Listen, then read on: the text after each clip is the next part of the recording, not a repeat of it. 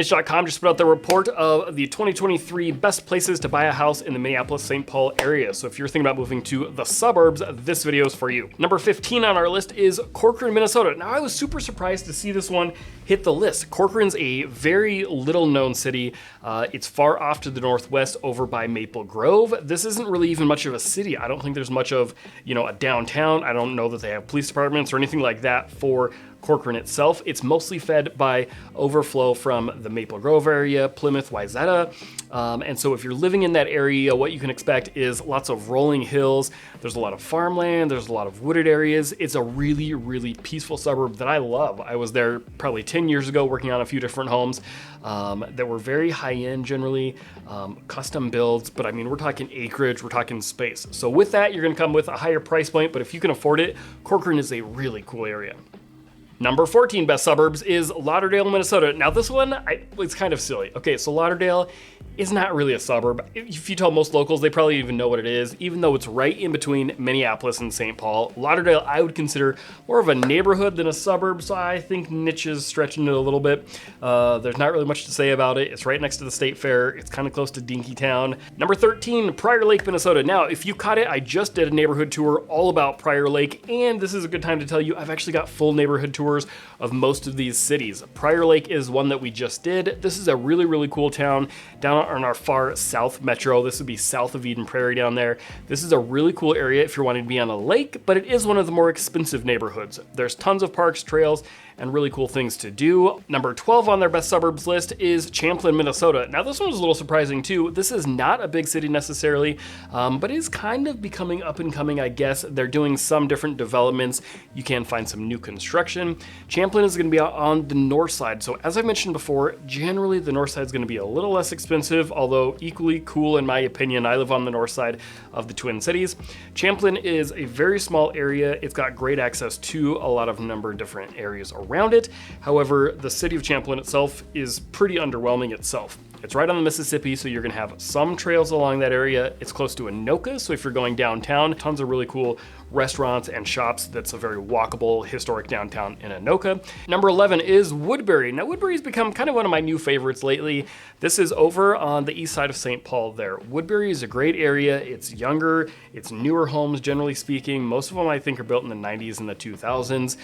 This has got a ton of shopping opportunity over there. You've got some higher end homes. This is a great area if you're looking to get out to maybe Stillwater, which is a really quaint town over on the Wisconsin border, or if you're trying to commute into downtown St. Paul, this is a great suburb over off the east side of St. Paul. Number 10, we've got Maple Grove, Minnesota. Now, Maple Grove is a very popular suburb up in the northwest corner of the Twin Cities. Now, I love Maple Grove because it's kind of that perfect balance, in my opinion, between high-end and expensive, and I've got all the amenities, but it's also kind of approachable and down to earth, and it's a really cool mix. It's kind of a mix between the Wayzata Plymouth that are on its south side and maybe the Champlin and Anoka Brooklyn Center that's to the north side of it. The second thing I love Maple Grove for is it's got Elm Creek Park to the north side.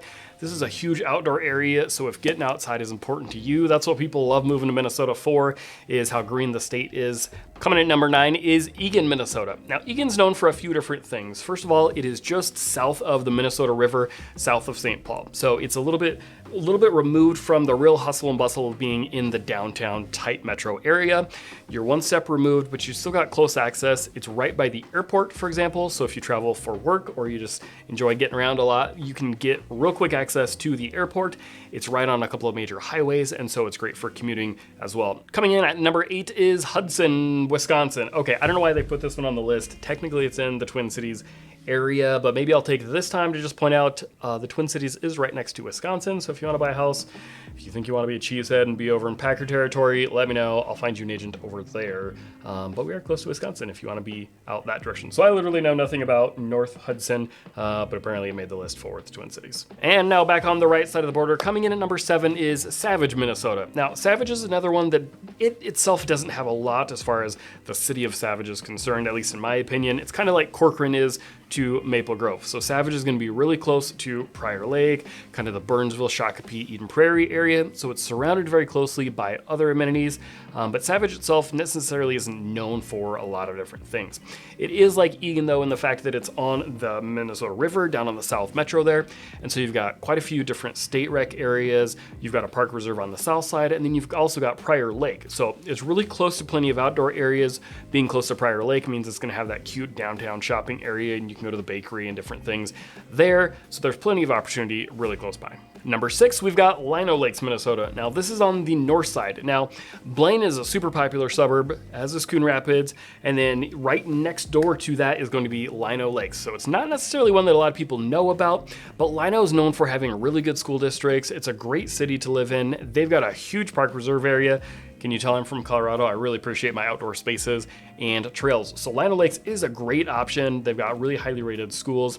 There is some shopping in the Lino area, but it's right on 35, and so you can get up and down to plenty of other options as well. If you're familiar with the state of Minnesota, you'll also know that a lot of people enjoy getting up towards Duluth and the North Shore. We've got the Superior Hiking Trail and tons of really cool things to do up towards the Duluth area. Lino Lakes can be a great option because you've got easy access right up 35W. You've got an outlet mall that they're redoing up there.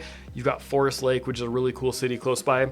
So plenty of cool options if you're looking to be up on kind of that north or northeast side of Minneapolis. Coming in at number 5 is Lakeville, Minnesota. Now this is another one that we just did a full neighborhood tour on, so you can go check that link right here for Lakeville. Lakeville is on the very south metro, also on 35W, but it's all the way on the south part of Minneapolis and St. Paul.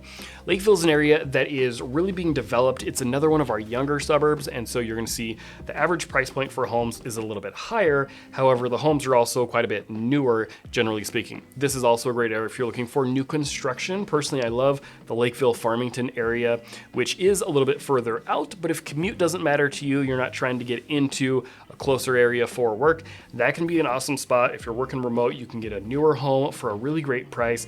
Right now, currently around about the 400 range. So really cool options if you're looking for new construction. It does have quite a few different parks and recs areas outside. There's more lakes. Lakeville's got a pretty cool downtown.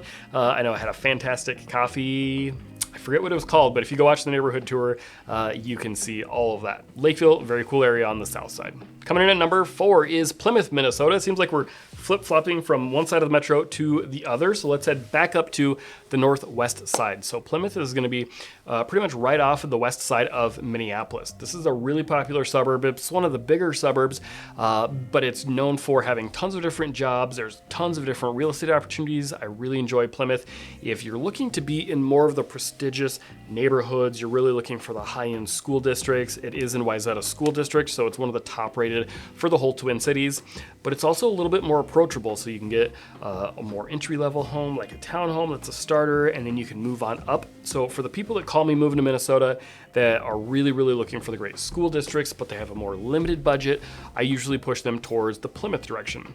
Plymouth is a great option also for higher end homes though as well, as you've got Wayzata on the south side. It's close to Minnetonka, so if you're hoping to get on Lake Minnetonka, which is a huge recreation area out for our west suburbs, Plymouth can be a great option. Rounding out the top 3 is Rosemount, Minnesota. Now this is an interesting one. I got nothing against Rosemount, but I don't know what's so special about Rosemount. It seems like one of those suburbs that people just are hyped up about. If you're from Rosemount, you're all about being from Rosemount, but I don't really know why it matters. Rosemount is a great city. I got nothing against it. It's going to be a pretty good mix. I think it's mostly established. I haven't seen a lot of new construction in Rosemount, so as long as you're not looking for that, it can be a great option. Rosemount does have plenty of outdoor areas. I would not say that Rosemount is a great one for commuting necessarily, as it's not really on one of the major highways too closely, kind of only on the far sides. Still a great suburb, and apparently according to Inch.com, number 3 best suburbs to move to. Second to last is Eden Prairie, Minnesota. Now Eden Prairie is a very popular suburb. I mean, I love Eden Prairie. It's very high demand. This is going to be one of the closer, farther out suburbs, if you know what I'm saying. It's not in the tight metro. It's not going to be in the older parts of Minneapolis, St. Paul. Certainly it's a true suburb, but it's also one of the higher end ones as well. There's the airport there, and so that brings in a lot of kind of the corporate clients, the more executive class. It's got some high-end shopping. It's got the mall there. And there's a whole number of things that really make Eden Prairie awesome. One thing that I have not really mentioned much on this channel is if you are looking for a gated community, Eden Prairie's got one of the most popular ones, which is called Bear Path.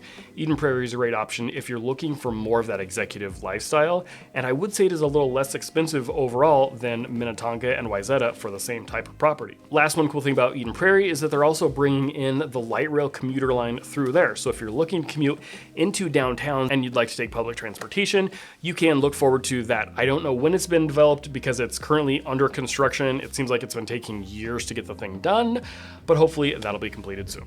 And coming in at number 1 is Mendota Heights. Now this is a strange one to me as well because it's a tiny little suburb city. It's right in the flight path of the airport, so I don't know what's appealing about it to people, but apparently it's number 1. So if you know, let me know in the comments down below. My name's Joe Carmack. This channel is Living in Minnesota, so I hope you'll subscribe, and you can find all my contact info in the description down below.